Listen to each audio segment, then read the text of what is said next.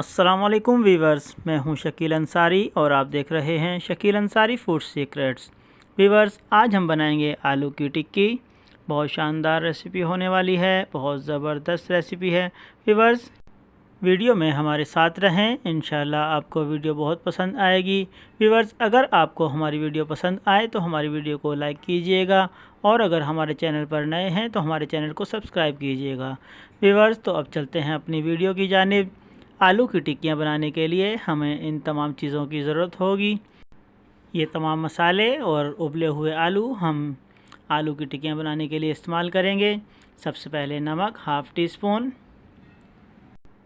काला नमक half tea spoon, एक सब्ज़ मिर्च बारीक कटी हुई, थोड़ा सा धनिया बारीक कटा हुआ, एक नींबू दरमियाने साइज़ का, दड़ा मिर्च हाफ़ टी स्पून, ज़ीरा half tea spoon, cornflour 2 tablespoon, आधा किलो आलू हमने उबालकर बारीक बारीक काट लिए हैं। इस तरीके से आप भी काट लें, इनको मैश करना आसान होता है। अब हम इनमें ऐड करेंगे ज़ीरा हाफ़ टी स्पून, दड़ा मिर्च हाफ़ टी स्पून, नमक हाफ़ टी स्पून, काला नमक हाफ़ टी स्पून। नमक दोनों हमने हस्बे ज़ायका यूज़ करने हैं।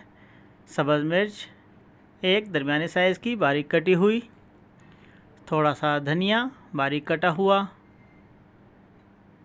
इसके बाद हम इसमें ऐड करेंगे कॉर्नफ्लोर 2 टेबलस्पून। इस तरीके से ऐड कर देंगे। इसके बाद हमने इस तमाम मसाले को मिक्स करना है। इससे पहले हम डाल लेते हैं नींबू, एक अदद हमने दरमियाने साइज़ का नींबू लिया, उसको निचोड़ लिया, कोई मुश्किल नहीं। तमाम मसाले ऐड करने के बाद हमने इसकी मिक्सिंग करनी है। इस तरीके से मिक्स करने के बाद हमने इनको मैश करना है मैशर की मदद से।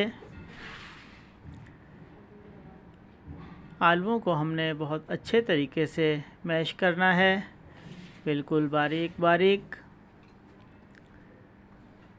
मोटे आलू इसमें नहीं रहने चाहिए।